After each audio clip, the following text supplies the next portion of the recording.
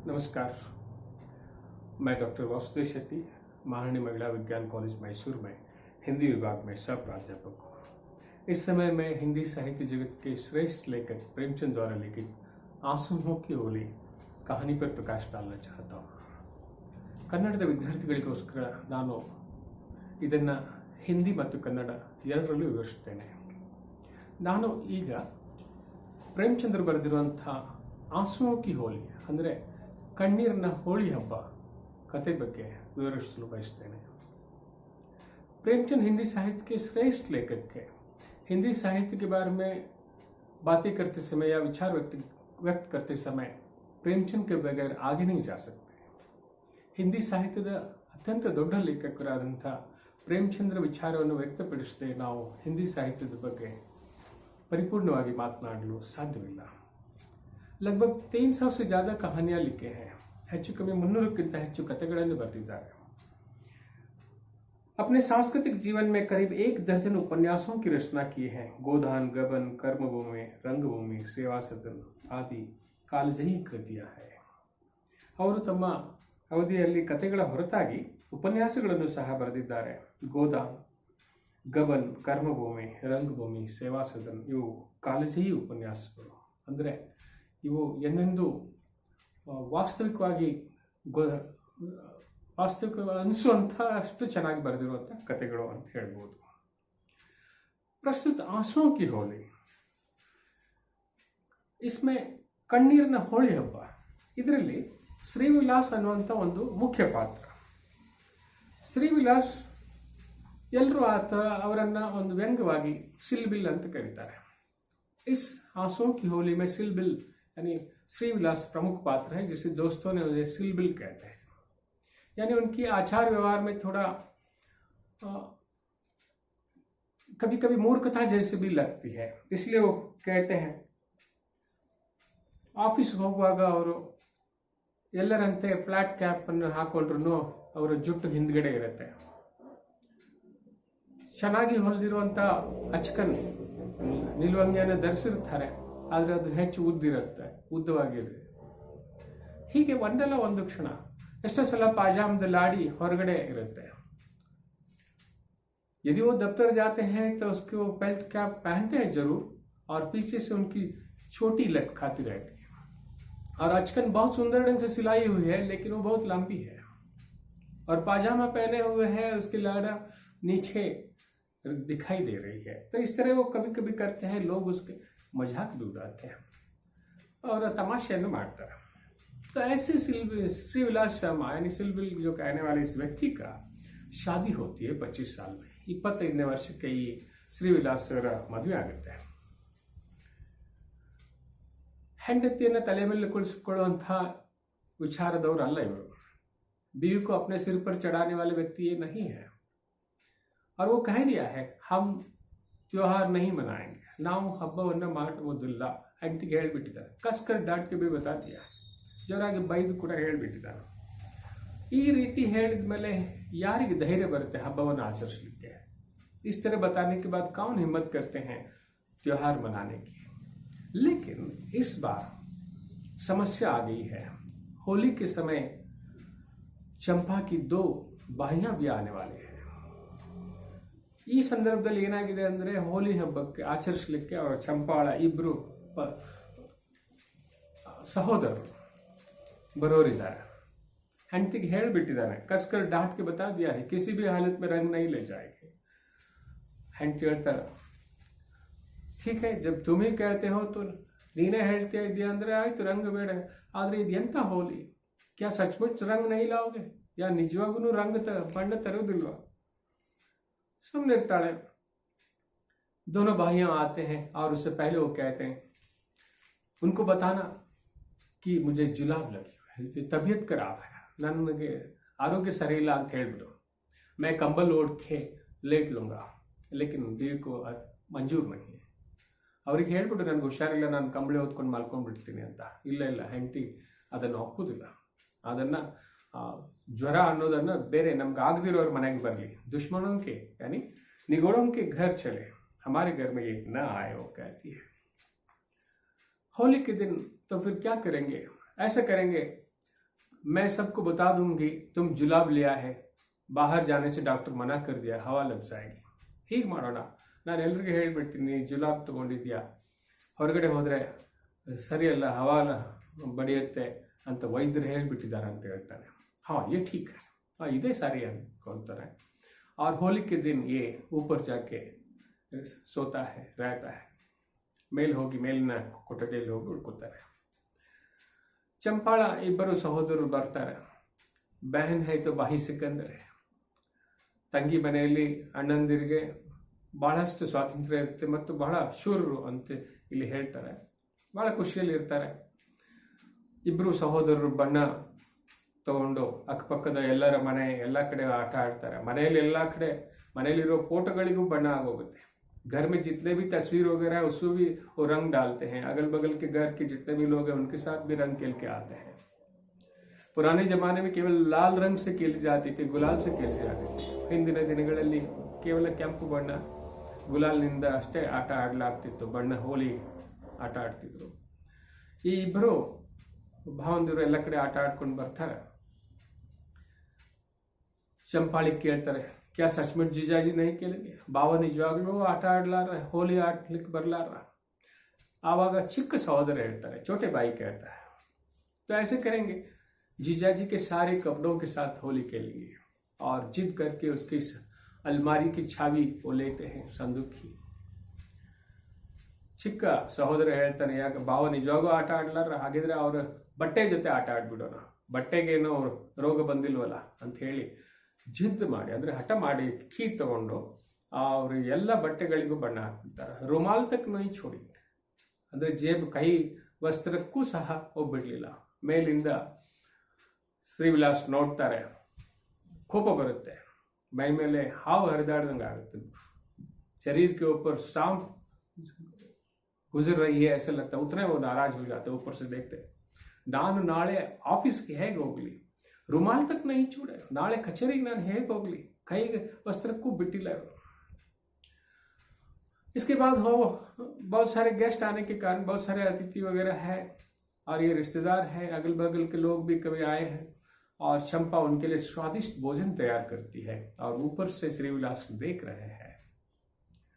ಮೇಲಿಂದ ಶ್ರೀವಿಲಾಸ್ ನೋಡ್ತಾ ಇದ್ದಾರೆ. ಹೆಂಡತಿ ಸ್ವಾದಿಷ್ಟ ಆಹಾರವನ್ನು ತಯಾರು ಮಾಡ್ತಾ ಇದ್ದಾಳೆ, ಮೃಷ್ಟಾನ್ನ ಭೋಜನವನ್ನು ತಯಾರು ಮಾಡ್ತಾ ಇದ್ದಾಳೆ. ಈ ಸಹೋದರರಿಬ್ಬರು ಭಾವಂದಿರು ಮೈದ್ರು ಅಂತ ಏನಂತ ಇವರೆಲ್ಲ ಆಟ ಆಡ್ಕೊಂಡು ಬಂದಿದ್ದಾರೆ. ಎಲ್ಲ ಬಟ್ಟೆಗಳನ್ನ ಮನೆಯಿಂದ ಹೊರಗಡೆ ಹೋಗುವಂತ ನೀರು ಪರ್ನಾಲ ಅಂತ ಅದು ಸಹಿತ ಬಣ್ಣದ ಓಕುಳಿಯಾಗಿ ಹರಿತಾ ಇದೆ. ಊಟ ಎಲ್ಲ ಸಿದ್ಧವಾಗುತ್ತೆ, ಭೋಜನ ತಯಾರು हो जाती है. स्वादिष्ट भोजन खाते हैं, समोसा पूरियां वगैरह. ये बनती है. इस बीच में बड़े साले पूछता है, क्या जीजाजी के लिए तुम खिचड़ी वगैरह बनाई कि नहीं? इतनी लापरवाही कब से हो गई तुम?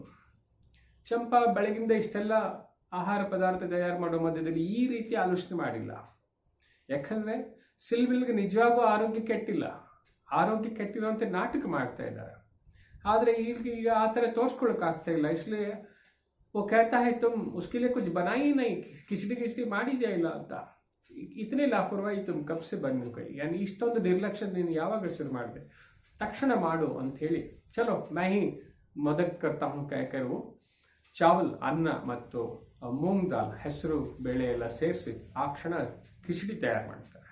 ಅಷ್ಟೇ ಅಲ್ಲ, ಜಾ ಜೀಜಾಜಿಗೂ ದೇಖೆ ಆ ಜಾ ಅಂತ ಹೇಳಿ ಕಳಿಸ್ತಾರೆ. जीजाजी वहां ऊपर वो स्वादिष्ट भोजन की थाली की प्रतीक्षा में है. स्वादिष्ट ಭೋಜನವನ್ನು ತಿನ್ನುವಂತ ಪ್ರತೀಕ್ಷೆಯಲ್ಲಿ ಶ್ರೀವಿಲಾಸ್ ಕಾಯ್ಕೊಂಡು ಕುಂತಿದ್ದಾರೆ. ಆದ್ರೆ ಕಿಚಡಿ ತಗೊಂಡು ಹೋಗ್ತಾಳೆ. ಏನ್ ಮಾಡ್ತಾಳೆ? ಇವರಿಬ್ಬರು ಸಹೋದರರ ಮಧ್ಯದಲ್ಲಿ ತಗೊಂಡು ಮೇಲೆ ಹೋಗ್ತಾಳೆ ಮೆಟ್ಲು ಏರಿ. ಶ್ರೀವಿಲಾಸ್ ಕೆಕ್ಕರಿಸ್ಕೊಂಡು ಹೇಳ್ತಾನೆ, ಅದನ್ನು ತಗೊಂಡೋಗಿದ್ದು ಅಂತ.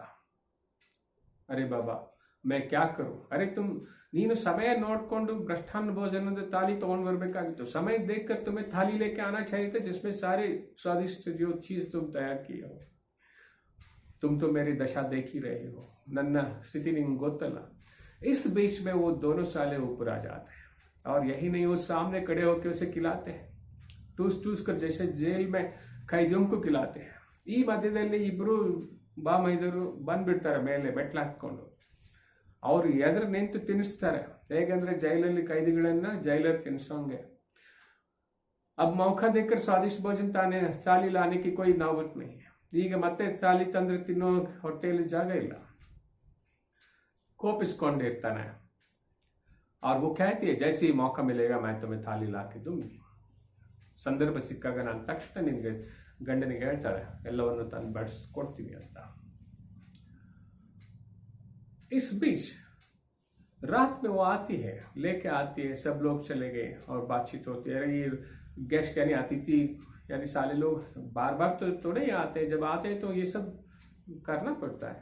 ಏನು ದಿನವೂ ಬರ್ತಾರ, ಬಂದಾಗ ಅವನ್ನೆಲ್ಲ ನೋಡ್ಕೋಬೇಕಾಗತ್ತೆ ಅಂತ ಹೇಳಿ ತಾಲಿ 10 ಗಂಟೆಗೆ ತಗೊಂಡು ಬರ್ತಾಳೆ. 10 बजे वो लेके आते हैं और थोड़ा देर करके आना चाहिए था, ಇನ್ನು ಸ್ವಲ್ಪ ಲೇಟ್ ಆಗಿ ಬರಬೇಕಾಗಿತ್ತು ಅಂತಲೂ ಹೇಳ್ತಾಳೆ. ಆದರೆ ಆ ಥಾಲಿಯಲ್ಲಿರುವಂತಹ ಎಲ್ಲ ಒಂದೊಂದೇ ಭಕ್ಷ್ಯವನ್ನ ತಿಂತ ಖುಷಿಯಾಗುತ್ತೆ. ಶ್ರೀವಿಲಾಸ್ ಖುಷಿ ಎಷ್ಟು ಅಂದರೆ, ಓ ನೀನು ಇಷ್ಟೊಂದು ಚೆನ್ನಾಗಿ ಅಡುಗೆ ಮಾಡ್ತೀನಿ ಅಂತ ಗೊತ್ತೇ ಇರಲಿಲ್ಲ, ಹೇಗೆ ಸಾಧ್ಯನೋ ಹಾಗೆ ಮಾಡ್ಕೊಂಡು ಬಂದಿದ್ದೀನಿ. इतने सुंदर ढंग से इतने स्वादिष्ट रूप से तुम भोजन तैयार कर रही हो, मुझे मालूम ही नहीं था. काफी खुशी से श्रीविलास भोजन करता है और भोजन करने के बाद वो कहते हैं मुझे मालूम नहीं था कि ये स्वाद केवल उदर से नहीं आत्मा से भी है. आज मैं बहुत तृप्त हो गया हूँ, ನಾನು ಇವತ್ತು ಬಹಳ ತೃಪ್ತನಾಗಿದ್ದೀನಿ. जी चाहता है तुम्हें वर दे दो, ನನಗೆ ಅನಿಸ್ತಾ ಇದೆ ನಿನಗೊಂದು ವರ ಕೊಡು ಅಂತ. ಏನು कुछ उसकी जरूरत नहीं, नहीं तुम मांगो. कहता यदि मैं वर तुम्हें न दिया, पूरा न किया तो मेरी बात ತೈಲಿ ಗೈ. ಅದೇ ನನ್ನನ್ನು ನೀನು ಯಾವತ್ತು ವಿಶ್ವಾಸನೆ ಮಾಡಬೇಡ. ಮೇರೆ ಜನಿವಕ್ಕೂ ಕಿಸಮ್, ಓ ತನ್ನ ಯಜ್ಞೋಪಯುಕ್ತೆಯನ್ನು ಧರಿಸಿರ್ತಾನೆ ಅದರ ಆಣೆ ಅಂತ ಹೇಳಿ ಹೇಳ್ತಾನೆ. तब तो वो कहती है मान लेती है, हाँ ठीक है वर दे दो. क्या तुम मेरे साथ होली खेलो, ನೀನ್ ನನ್ನ ಜೊತೆ होली आट आड़. ये क्या बात हुई? मैं जिसके तिरस्कार करता हूं, बाहर खेलने के लिए तिरस्कार करता हूं, मैं घर में भी उसे मान लूंगा. ಅವಾಗ ಹೆಂಡತಿ ಹೇಳ್ತಾ, ಹೊರಗಡೆ ನಾನು ಬೇಡ ಅಂದಿರೋದನ್ನು ಒಳಗಡೆನೂ ನಾನು ಮಾಡಲಿಕ್ಕೆ ಹೋಗ್ತೀನಿ. ಅಂದರೆ होली बाहर ना खेलने के लिए मैं इजाजत दिया, अंदर कैसे खेल सकता हूँ? तो अंदर तो मैं अंदर तो खेल सकती हो. वो कहती ಇಲ್ಲ ಅಂತೂ ಆಟ ಆಡ್ಬೋದಲ್ಲ. मैं तुमसे दान मांगता हूँ, यानी तुम इसे छोड़ दो. तब वो कहती है नहीं, तुम्हें वो बाद में दान की बात बाद में, पहले तुम वर दे दो, वर पूरा करो. और कहकर वो लोटे में थोड़ा रंग पहले से लाके रखी थी, तुरंत उसे ऊपर से नीचे तक उसे रंग डालती. ನೀನು ನಾನು ದಾನ ಮಾಡೋದು ಅಂದರೆ ಹೋಲಿ ಬೇಡ ಅಂತ ನೀನು ಎಕ್ಸ್ಪೆಕ್ಟ್ ಮಾಡೋದು ಅಥವಾ ಬಯಸೋದು ಆಮೇಲೆ, ಮೊದಲು ನೀನು ವರ ಪೂರ್ತಿ ಮಾಡು ಅಂತ ಹೇಳಿ ಅವಳದು ಲೋಟದಲ್ಲಿ ತಂದಿರುವಂಥ ಬಣ್ಣವನ್ನು ಮೇಲಿನ ಕೆಳಗೆ ಹಾಕ್ತಾಳೆ ಅವನು ಮುಖಕ್ಕೆ ಬಾಡಿ ಮೈ ಮೇಲೆಲ್ಲ. ठीक है और भी जो कसर है तो पूरा कर दो, ಇನ್ನೂ ಏನಾದರೂ ಪೂರ ಮಾಡಬೇಕಾದ್ರೆ ಮಾಡ್ಕೋ. ಆದ್ರೆ उसके चेहरे पर जो दुख के भाव देखकर चंपा को दुख होती है. क्या तुम सचमुच बुरे मान गए, ನೀನು ನಿಜವಾಗೂ ಬೇಜಾರು ಮಾಡ್ಕೊಂಡ್ರ ಅಂತ ಗಂಡನಿಗೆ ಕೇಳ್ತಾಳೆ. तब वो दीवार पर टंगी एक तस्वीर को दिखाते हैं. ಒಂದು ಫೋಟೋವನ್ನು ಗೋಡೆಯಲ್ಲಿ ತೂಗು ಹಾಕಿದಂತ ಒಂದು ಫೋಟೋ ತೋರಿಸ್ತಾರೆ. ನೋಡೋದನ್ನ मनोहर नाथ ಅಂತ ನನ್ನ ಮಿತ್ರ. 5 साल पहले मेरा मित्र, होली के ही दिन था, काफी मजे से हम ಬಾಂಗ್ ವಗैरह ಪೀಕರ್ 5 ವರ್ಷಗಳ ಹಿಂದೆ ಹೋಲಿಯ ದಿನ ಭಾಂಗ್ ಎಲ್ಲ ಕುಡಿದು ನಾವು ಬಹಳ ನಶೆಯಲ್ಲಿ ಉತ್ಸವವನ್ನು ಮಾಡ್ತಾ ಇದ್ವಿ. ಅನೇಕ ಮಿತ್ರರನ್ನ ಕರೆದಿದ್ದೆ. ಔತಣಕ್ಕೋಸ್ಕರ मनोहर नाथ ಅವನನ್ನು ಕರೆಯಕ್ಕೆ ನಾನು ಹೋಗಿದ್ದೆ. सबको बुलाया गया था, दावत महफिल सजाए गए थे, लोगों को बुलाया गया था और गाना वगैरह की आयोजन की गई थी. नाच वगैरह गाना ಎಲ್ಲವೂ ವ್ಯವಸ್ಥೆ ಮಾಡಿದ್ವಿ. उस समय ಆ ಕ್ಷಣ मैं इस मनोहर नाथ को बुलाने के लिए गया था. ನಾನು ಆಗ ಮನೋಹರ್ನಿಗೆ ಔತಣಕ್ಕೆ ಕರೆಯೋಕ್ಕೋಸ್ಕರ ಈ ಸಂದರ್ಭದಲ್ಲಿ ಪಾಲ್ಗೊಳ್ಳಲು ಕರೆಯಕ್ಕೆ ನಾನು ಹೋಗಿದ್ದೆ.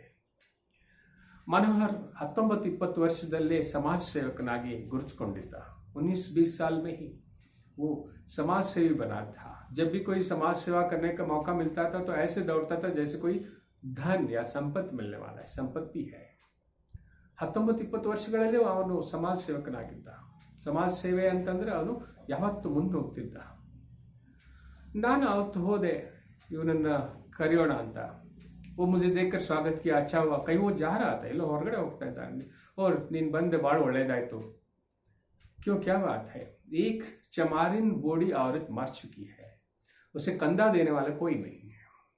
मुश्किल से मैं 2 कहारों को तैयार करके रखा और एक मैं और चौथे आदमी की तलाश थी और तुम आ गई। ಒಂದು ಬಡ ಅನಾಥ ಚಮಾರಿ ಚರ್ಮದ ಕೆಲಸ ಮಾಡುವ ಮಹಿಳೆ ಸತ್ತು ಹೋಗಿದ್ದಾಳೆ. ಅವಳ ಹೆಣಕ್ಕೆ ಹೆಗಲು ಕೊಡೋರು ಯಾರು ಇಲ್ಲ. ನಾನು ಇನ್ನಿಬ್ರು ಕಹಾರ್ ಅಂದ್ರೆ ನೀರು ಒಯ್ಯುವಂತಹ ನೌಕರರಿಬ್ಬರನ್ನ ನಾನು ರೆಡಿ ಮಾಡಿಸ್ಕೊಂಡಿದ್ದೇನೆ. 4ನೇ ಅವರು ಬೇಕಾಗಿತ್ತು, ನೀನು ಬಂದೆ, ಬಹಳ ಸಂತೋಷ ಆಯಿತು. ಲೇಕಿನ್ वो कहता है श्रीविलास, मैं अब इसके लिए तैयार नहीं हूँ, मैं तुम्हें दावत के लिए बुलाया था. यानी ಔತಣ, ಈ ಸಂದರ್ಭದಲ್ಲಿ ಉತ್ಸವದ ಆನಂದವನ್ನು ತಗೊಳ್ಳಕ್ಕೆ ನಾನು ನಿನಗೆ ಕರೀತಾ ಇದ್ದೆ, ನನ್ನ ಕಡೆ ಸಾಧ್ಯ ಇಲ್ಲ ಅಂತೇಳಿ ನಾನು ಹೋದೆ. ಅವನು ಹೇಳ್ದ, सबने मुझे यही बता दिया, कोई बांग पीकर नशे में है, कोई मजे मस्त यानी नाच गाने में है. ಕೆಲವರು ಭಾಂಗ್ ಕುಡಿದು ನಶೆಯಲ್ಲಿದ್ದಾರೆ, ನಾಚ ಗಾನ ಮಾಡೋದ್ರಲ್ಲಿದ್ದಾರೆ. ಆದರೆ ಇದು ಎಂಥ ಹೋಲಿ? ನಮ್ಮ ರಕ್ತವನ್ನ ಕೆಂಪು ಮಾಡ್ಕೋಬೇಕು ಅಂತಂದ್ರೆ ಸೇವೆ ಸತ್ಕಾರ ಜವಾಬ್ದಾರಿ ಜಿಮ್ಮೆದಾರಿ ಮಾಡದೇ ಇದ್ರೆ ಅದು ಎಂಥದ್ದು? ಅದು ಬಿಳಿ ರಕ್ತ, ಅದು ಕೆಂಪು ರಕ್ತ ಅಲ್ಲ, ಕೆಂಪು ಬಣ್ಣದಿಂದ ಆಟ ಆಡುವಂಥದ್ದು ಅಲ್ಲ ಸಂದರ್ಭ ಅಂತ ಹೇಳ್ತಾರೆ. यानी आप लोग कैसे उत्सव मनाते हैं? जिम्मेदारी के बगैर एक उस ठीक नहीं है. बाकी लोग जो कह के चले गए तुम भी वही कह रहे हो, ठीक, मैं और कहीं तलाश करूंगा कहकर और मैं चला आया. कुछ दिन बाद वो कॉलेज भी नहीं था, इम्तिहान के समय के कारण सब लोग पढ़ाई के लिए छुड़ा गया था. ಕಾಲೇಜ್ ದಿನಗಳಲ್ಲಿ ಪರೀಕ್ಷಾ ತಯಾರಿಗೋಸ್ಕರ ಎಲ್ಲರನ್ನು ಬಿಟ್ಟಿದ್ರು, ಹಾಗಾಗಿ ಕಾಲೇಜಲ್ಲೂ ಸಿಕ್ಕಿಲ್ಲ. एक दिन मुझे उसकी चिट्ठी मिली, आखिरी बार मिलने का है, एक बार मिल जा. ಆ ಚಿಟ್ಟಿಯಲ್ಲಿ ಒಂದಿನ ಚಿಟ್ಟಿ ಸಿಕ್ತು, ಅದರಲ್ಲಿ ಕೊನೆ ಬಾರಿ ನಿಮ್ಗೊಮ್ಮೆ ನಿನ್ನನ್ನು ಮಾತನಾಡಬೇಕು ಬಾ. ಆ ಚಿಟ್ಟಿ ಕೈಗೆ ಸಿಕ್ಕ, ಆ ಚೀಟಿ ದೊರೆತ ತಕ್ಷಣ ನಾನು मेरठ अಲ್ಲ ಅವ್ರ ಮನೆ, नेक्स्ट ಗಾಡಿಯಲ್ಲಿ ನಾನು ಹೊರಟೆ. ಅದ್ರಲ್ಲಿ ಹೋಗುವಾಗ ಅವನು सत्तू होगिद्दा, वो सिधार गया था, स्वर्ग सिधार गया था, वो नहीं था. मैं दूसरी गाड़ी में पहुंचा वहां पर. तब से मुझे ये त्योहार के बारे में, और यही नहीं, मैं ऐसा नहीं है कि काम करने वाला नहीं है, लेकिन उस दिन वो उससे उनके द्वारा जो कही गई काम मैं नहीं किया. होली के दिन बांग पीकर और मजे में था और उसके काम नहीं किया, और उसके लिए वो दर्द मुझे मेरे दिल और दिमाग में है, उसके पीछे नहीं छोड़ा. ಆ ದಿನದ ಸ್ನೇಹಿತನ ಮಾತು, ಆ ಕರ್ತವ್ಯದ ಬಗ್ಗೆ ಆತ ಹೇಳಿದ್ದ ವಿಚಾರ ನನಗೆ ನೋವು ನೀಡ್ತಾ ಇತ್ತು. ಹಾಗಾಗಿ ನಾನು ಹೋಲಿ ಕೇಳ್ತಿರ್ಲಿಲ್ಲ. ಆದರೆ लेकिन आज मेरी जिम्मेदारी समझ में आ गई. कोई भी सेवा करना चाहता हूँ, कोई बुलाने वाले नहीं, या मैं मौके की तलाश में हूँ, लेकिन मैं खुद तो नहीं जा सकता. ನನಗೂ ಸೇವೆ ಎಲ್ಲ ಮಾಡಬೇಕು ಅಂತಿದೆ, ಆದರೆ ನಾನಾಗಿ ಹೋಗ್ಲಾರೆ, ಯಾರಾದರೂ ಕರಿಬೇಕು. ಆಮೇಲೆ ಈ ಕಾರಣದಿಂದಾಗಿ ನಾನು ನನ್ನ ಜವಾಬ್ದಾರಿಯನ್ನು ಮರ್ತಿದ್ದೆ, ಆಟ ಆಡೋದನ್ನೇ ನಿಲ್ಲಿಸಿದ್ದೆ. ಹೆಂಡತಿ ಮಕ್ಕಳು ಅಂದ್ರೆ बीवी के साथ भी ये कुछ जिम्मेदारी होती है, वो सब मैं भूल के बैठा था. आज तुम मेरा जिम्मेदारी की याद दिलाई. ಇವತ್ತು ನೀನು ನನ್ನ जवाबदारी ಏನು ಅನ್ನೋದನ್ನ ತಿಳಿಸ್ಕೊಟ್ಟೆ. ये बहुत सुंदर ढंग से होली के त्योहार के दिन 2 दोस्तों के बीच में हो रही घटनाओं को लेकर प्रेमचंद अपनी जिम्मेदारी को याद दिलाते हैं. त्योहार का मतलब ऐसे नहीं है कि हम मस्त ಕೇಳ್ತೆ रहे. ಹಬ್ಬದ ಅರ್ಥ ಇದಲ್ಲ. ಪ್ರೇಮಚಂದ್ ಹೇಳೋದು ಏನಂತಂದ್ರೆ ಜಾಗೃತವಾಗಿರ್ಬೇಕು, ನಮ್ಮ ಕರ್ತವ್ಯ, ನಮ್ಮ ಸಮಾಜದ ಪ್ರತಿ ನಮಗೆ ಕಾಳಜಿ ವಹಿಸಬೇಕು. चमारिन औरत के कारण उसकी लाश उठाने के लिए ब्राह्मण और क्षत्रिय लोग तैयार नहीं है. वो भी कहते हैं और कोई नहीं है, ಯಾರು ಬ್ರಾಹ್ಮಣ ಕ್ಷತ್ರಿಯ ಹೆಣವನ್ನು ಎತ್ತಕ್ಕೆ ಬರುವುದಿಲ್ಲ. ಈ ಸಂದರ್ಭದಲ್ಲಿ ಹೇಗೋ 2 नौकरನ್ನ ಹೊಂದಿಸಿದ್ದೀನಿ. 2 कहार लोगों को मैं तैयार किया, और मैं, लेकिन तुम आए थे, तुम दोस्त हो मेरा, लेकिन ನೀನು ನನ್ನ ಗೆಳೆಯ, ನೀನು ಬಂದಿದ್ದೀಯ. 4ನೇ ಅವರು ಬೇಕಾಗಿದ್ರು ಹೆಣ ತಗೊಂಡೋಗ್ಲಿಕ್ಕೆ, ಅದು ನೀನು ಬಂದಿಲ್ಲ. ಆ ನೋವು ನನಗೆ ಇದರಿಂದ ನಾನು ಈ ಕಾರಣದಿಂದ ಹೋಲಿಯಿಂದ ದೂರಿದ್ದೆ ಅಂತ ಹೇಳಿ ಸಂತೋಷ ಪಡ್ತಾರೆ, ನೀನು ನನ್ನನ್ನು ಜಾಗೃತಗೊಳಿಸಿದೆ ಅಂತ. तो इस तरह होली के त्योहार के विचारों को लेके प्रेमचंद काफ़ी अर्थपूर्ण ढंग से समाज के लोगों को कर्तव्य की याद दिलाने की कोशिश करते हैं. प्रणाम.